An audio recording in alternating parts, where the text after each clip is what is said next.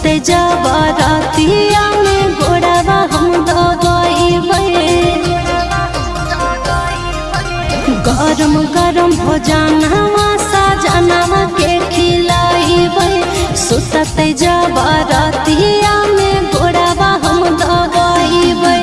लगते गरमिया तो अचारवा से बेनिया डोलैबे भौजी। लगते गरमिया तो अचारवा से बेनिया डोलैबे भौजी। दिन हवा में रुसते सजनवा रतिया झुमा देके मनैबे भौजी। दिन हवा में रुसते सजनवा रतिया झुमा देके मनैबे भौजी।